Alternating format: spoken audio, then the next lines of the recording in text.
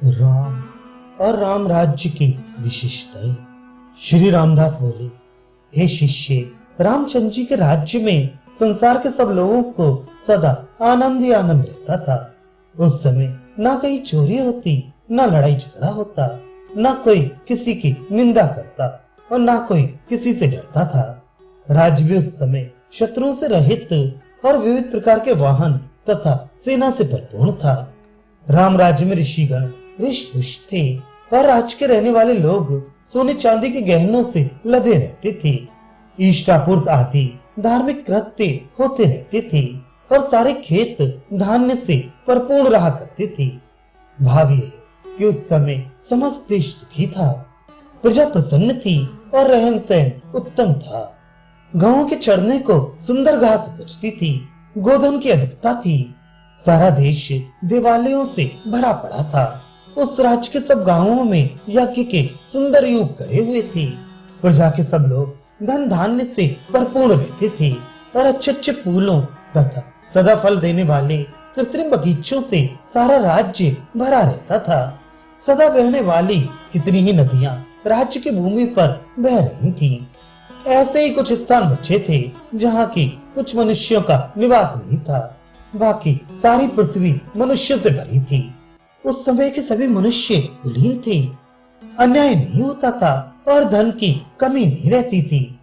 उस समय स्त्रियों में विभ्रम अर्थात लज्जा दिखती थी, किंतु पंडितों में विभ्रम अर्थात बड़ी भूल नहीं रहती थी। उस समय देश में कुटिल अर्थात टेढ़ी मेढ़ी बहने वाली नदियां थी, किंतु प्रजा कुटिलता अर्थात दुष्टता से सर्वथा बची हुई थी। कृष्ण पक्ष की रात्रि में केवल तम अर्थात अंधकार था, मनुष्य में तम अर्थात तामस गुण नहीं दिखता था। यानी सारे मनुष्य उस समय सात्विक थे। स्त्री रजोयुक्त अर्थात रजस्वला होती थी, पुरुष रजोयुक्त अर्थात राजस गुण युक्त नहीं थे। उस समय राज्य के लोग पैसे से अंध अर्थात अंधे नहीं थे, किंतु अंध अर्थात अन्न से कोई आनंद नहीं था, अर्थात सब लोग खाने पीने में सुखी दिखते थे। उस समय राजपुरुषों अर्थात अधिकारियों में अन्याय नहीं दिखता था। दंड केवल कुल्हाड़ी, कुदाल तथा पंखों में ही दिखता था। प्रजा पर राजा को दंड प्रयोग की आवश्यकता ही नहीं पड़ती थी। संताप अर्थात घाम केवल क्षत्रियों पर रहता था। राम राज्य की प्रजा में संताप अर्थात मानसिक दुख नहीं रहता था। केवल रथ हाँकने वाले सारथियों के हाथ में पाश अर्थात घोड़े या बैल की रास रहती थी, किंतु प्रजा के किसी मनुष्य को पाश अर्थात फांसी का दंड मिलता देखा नहीं गया। जड़ता अर्थात ठंडक की बात केवल जल में रहती थी। किसी मनुष्य में जड़ता अर्थात मूर्खता नहीं थी। केवल स्त्रियों के कमर में दुर्बलता रहती थी, मनुष्यों के हृदय में नहीं। कठोरता स्त्रियों के स्तन में रहती थी, पुरुषों के हृदय में नहीं। केवल औषधि में कुष्ठ अर्थात कूट औषधि विशेष का योग दिखता था, किसी मनुष्य में कुष्ठ रोग नहीं था। वेद अर्थात छिद्र केवल रत्नों में रहता था। शूल अर्थात चीनी केवल मूर्ति बनाने वाले कारीगरों के हाथ में रहता था। केवल सात्विक भाव के उदय होने पर लोगों को कंप होता था, भय से नहीं। दुर्लभता पातक की थी और सुकृत से कोई वस्तु अलभ्य नहीं थी। मत वाले हाथी रहते थे, मनुष्य नहीं। युद्ध जल की लहरों में ही देखा जाता था। दान हानि अर्थात मद के प्रवाह का रुक जाना केवल हाथियों में था। वृक्षों में ही कंटक अर्थात कांटे होते थे। मनुष्यों में विहार होता था, किंतु किसी की उरस्थली अर्थात छाती ऐसी नहीं देखी गई जो विहार अर्थात हार से रहित हो। केवल वाणी में गुण विश्लेष अर्थात प्रत्यंचा का व्याप्त था। दृढ़ बंधोक्ति अर्थात कठिन बंधन की बात केवल पुस्तकों के लिए थी। शिव भक्तों के लिए केवल दंड त्याग किया जाता था, यानी उनसे दंड नहीं लिया जाता था। केवल सन्यासियों में दंड वार्ता अर्थात दंड ग्रहण संबंधी बातचीत होती थी। मारगण अर्थात बाण केवल धनुष पर रहते थे। प्रजा में कोई मारगण अर्थात भिखारी नहीं था, केवल ब्रह्मचारी भिक्षुक थे। केवल क्षणपक अर्थात सन्यासी लोग मल अर्थात चीवर वस्त्रधारी थे। प्रायः भौरों में चंचलता दिखती थी। इस प्रकार के गुणवान देश में रामचंद्र जी राज्य करते थे। धर्म का तत्व जानने वाले प्रतापशाली रामचंद्र जी ने बहुत दिनों तक निद्वंद भाव से राज्य किया।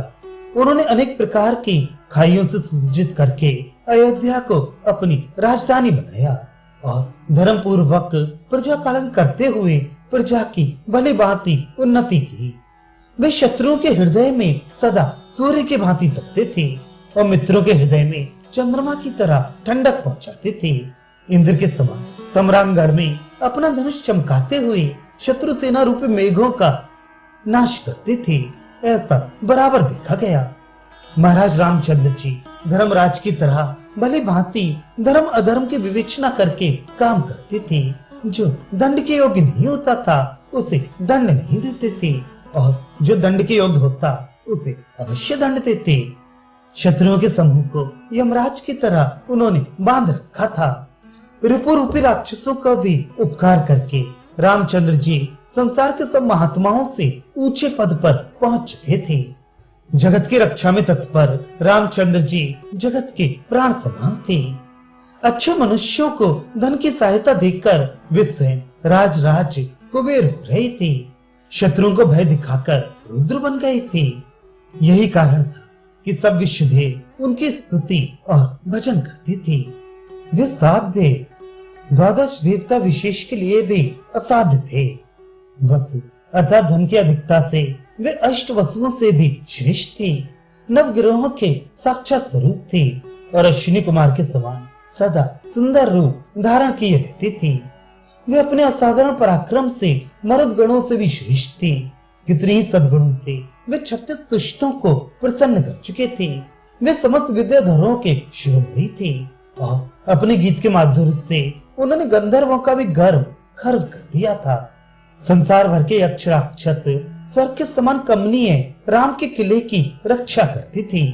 स्वर्ग लोक के हाथी राम के हस्ती समूह से पराजित हो गए थे। सारी दुनिया के दानव मनुष्य का वेश बनाकर राम की सेवा कर रहे थे। उनके गुप्तचर राज्य के मनुष्यों में घुसकर अपना मतलब सिद्ध करने के लिए गोहे को मणिभद्रातकों से भी बाजी मार चुके थे। इंद्रादि देवता राम के समीप जाकर कहते थे, राज हमारे पास जो कुछ वैभव है वह सब भी लगाकर हम आपकी सेवा शीघ्र करने को प्रस्तुत हैं। इस संसार में जिसके घोड़े वायु देवता को भी जल्दी चलना सिखाते थे, जिसके पर्वत के समान ऊंचे बड़े बड़े हाथियों की अजस्त्र दानिता अर्थात सतत मत प्रवाह अथवा दानशीलता देखकर संसार के कृपण मनुष्य भी दानी बन गए थे। जिसके राजसभा के बुद्धिमान पंडित और सेना के बड़े बड़े योद्धा शास्त्र तथा शस्त्र से कभी पराजित नहीं हुए थे। उन राम के राज्य में जैसे शत्रु कहीं दिखता ही नहीं था, वैसे ही प्रजा में कभी किसी प्रकार की विपत्ति भी दिखाई नहीं देती थी। देवताओं के स्वर्ग जैसे राज्य में केवल एक कलावान चंद्रमा था, किंतु राम के राज्य में सब मनुष्य कला के भंडार थे। स्वर्ग में केवल एक कामदेव था, सो भी अनंग अर्थात बिना शरीर का, किंतु राम राज्य के सारे मनुष्य सांगोपांग कामदेव जैसे सुंदर थे। राम के राज्य में खोजने पर भी कोई गोत्र भित्त अर्थात जाति से बहिष्कृत मनुष्य नहीं मिल सकता था, किंतु स्वर्ग में देवताओं के राजा स्वयं गोत्र भित्त अर्थात इंद्र थे। राम राज्य में कोई क्षय अर्थात क्षय रोगी नहीं सुना गया, किंतु स्वर्ग में चंद्रमा पक्ष पक्ष में क्षय होते रहते हैं। स्वर्ग में सर्वदा नवग्रह रहते हैं, किंतु राम का राज्य अनवग्रह यानी आपसी लड़ाई झगड़े से रहित था।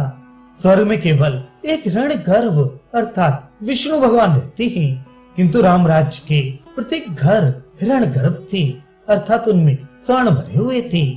स्वर्ग में केवल एक सप्ताश्य अंशुमान अर्थात सूर्य हैं, किंतु राम के राज्य में प्रत्येक व्यक्ति अंशुमान अर्थात अच्छे कपड़े पहनने वाले और सात को कौन कहे कितने ही घोड़े बांधने वाले लोग विद्यमान थे। जिस तरह स्वर्ग में अच्छी अच्छी अप्सराएं हैं, उसी तरह राम के राज्य में भी बहुत सी अच्छी अच्छी अप्सराएं रहती थीं। ऐसा कहा जाता है कि स्वर्ग में केवल एक विष्णु की प्रिया पद्मा अर्थात लक्ष्मी है, किंतु राम के राज्य में सैकड़ों से भी अधिक पद्मपति अर्थात पद्म संख्यक रुपए रखने वाले लोग थे। राम के राज्य में कभी किसी प्रकार का अकाल नहीं पड़ा और ऐसे राजपुरुष नहीं थे जो कांति विहीन रहे हों। स्वर्ग में केवल कुबेर धनद अर्थात लेन देन के व्यापारी हैं, किंतु राम के राज्य में असंख्य धनद थे। इस तरह रामचंद्र अनेक सद्गुणों से युक्त और सर्वश्रेष्ठ थे। रामचंद्र सौभाग्य, रूप, शौर्य और औदार्य आदि गुणों से युक्त थे। अनेकों युद्धों में उन्होंने विजय पाई थी और संसार की दरिद्रता को उन्होंने लक्ष्मी के हाथों में सौंप दिया था। उनके वाम भाग में सीता जी बैठी रहती थी, इस कारण उनकी शोभा और भी बढ़ गई थी। वे सबसे उग्र तथा शत्रुओं के नगर को विजय करने में सिद्धहस्त थे। अनेकों गुणों के एकत्रित होने से वे पूर्ण हो चुके थे और पूर्ण चंद्रमा के समान उनकी कांति थी। सर्वदा अव्रत अर्थात यज्ञांत स्नान करने से उनके केश भीगे रहते थे और सब राजाओं में श्रेष्ठ माने जा चुके थे। प्रजा का पालन करने में वे पूर्णतया दक्षित रहते थे और खजाने के धन से ब्राह्मणों को प्रसन्न रखते थे। वे सदा शिव के ध्यान में तत्पर रहते थे।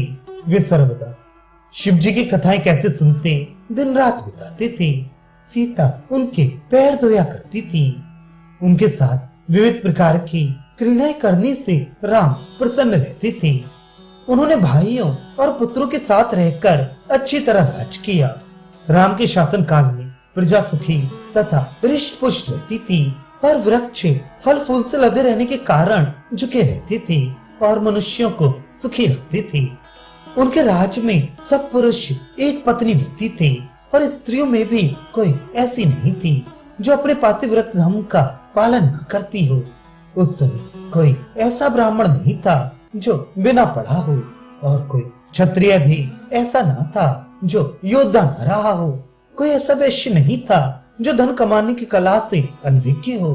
राजा राम के शासन काल में राज्य भर के शूद्र और किसी प्रकार की वृत्ति न करके एकमात्र द्विजु अर्थात ब्राह्मण, क्षत्रिय और वैश्य की सेवा में लगे रहते थे। उनके राज्य में ब्रह्मचर्य की रक्षा करते हुए गुरुकुल में रहकर वेदाध्ययन करती थी। अनलोक जाति में उत्पन्न लोगों ने यह कभी नहीं चाहा कि मैं अपने दर्जे से ऊंचे पद पर रहूं। राम के राज्य में कोई संतान विहीन तथा निर्धन नहीं था और कोई ऐसा भी नहीं था जो अपनी मर्यादा के विरुद्ध आचरण करने वाला हो। उनके राज्य में कोई अकाल मृत्यु का ग्रास न बन सका। पद पद पर वेद ध्वनि तथा शास्त्र संबंधी वाद विवाद सुनाई देता था। चारों ओर अच्छी अच्छी बातें, हंसी खुशी के मंगल गीत, वीणा वंशी तथा मृदंग का मीठा स्वर सुनाई पड़ता था। सोमपान के सिवाय और किसी मादक वस्तु के खाने पीने की बात सुनाई नहीं देती थी। यज्ञ के अतिरिक्त दूसरे समय पर मांस खाने वाले मनुष्य ज्वारी, अधर्मी और चोर कहीं भी नहीं दिखे। पुत्र के लिए माता पिता के पद पूजन ही देव पूजन, उपवास, व्रत, देवतारायण और तीर्थ था।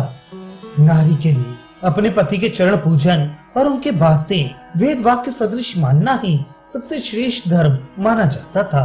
सदा छोटा भाई बड़े भाई की पूजा करता था। सेवक प्रसन्न मन से अपने मालिक की सेवा करते थे। नीच जाति का मनुष्य अपने से ऊंचे वर्ण वाले का गुण गौरव बखानता था। सब लोग ब्राह्मणों की पूजा करते और विद्वानों के मनोरथ पूर्ण करने को उद्यत रहते थे। विद्वान से तपस्वी, तपस्वी से जितेंद्रिय, तो जितेंद्रिय से भी ज्ञानी मनुष्य श्रेष्ठ माना जाता था और ज्ञानी से भी सन्यासी उच्च पद पर माने जाते थे। सदा मंत्र से पवित्र किया हुआ हवि विप्रों के मुखाग्नि में पड़ता रहता था। वावली, कूप, तड़ाग तथा पर बगीचा लगाने वाले और पवित्र द्रव्यों को एकत्र करके यज्ञ आदि शुभ कर्म करने वाले कितने ही धर्मात्मा रहा करते थे। राम के राज्य में सब जाति के मनुष्य हृष्ट पुष्ट दिखाई पड़ते थे। शिकारी तथा सैनिकों के सिवाय सब लोग सराहनीय कामों में लगे हुए थे। उनके राज्य में लक्ष्मी की चंचलता केवल पताका में रहती थी, राष्ट्र में नहीं।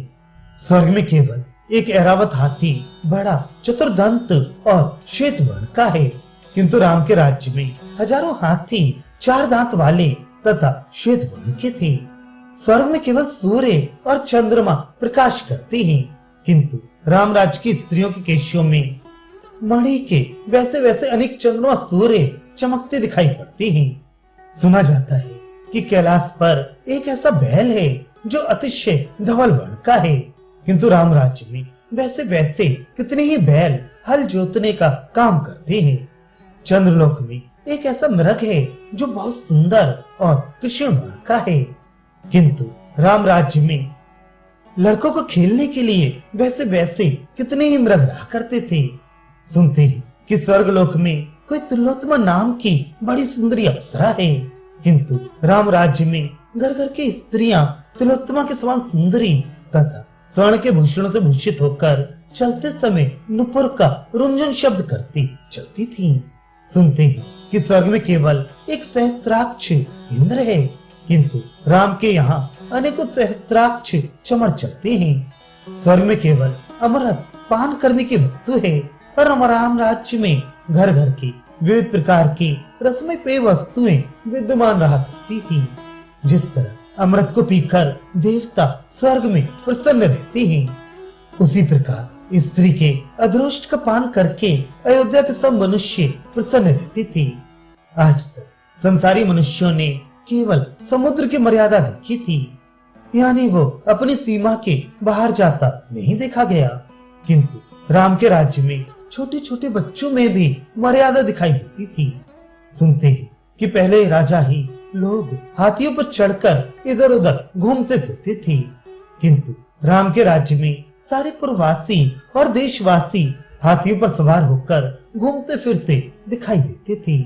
सुनते हैं कि पहले लोग बच्चों को ही बार बार चूमते थे, किंतु राम के राज्य में स्त्रियों को भी लोग बड़े आनंद के साथ दिन रात में अनेकों बार चूमते थे। सुना जाता है कि पहले फाल्गुन के महीने में ही रंग तथा सुगंधित वस्तुएं एक दूसरे पर छोड़ते हुए लोग फाक खेलते थे, किंतु राम के राज्य में लोग सर्वदा वैसे खेल खेला करते थे। इस प्रकार राम का राज्य महामंगलमय, अनुप्रेमय और नाम मात्र सुनने से ही कल्याणदायक हो रहा था।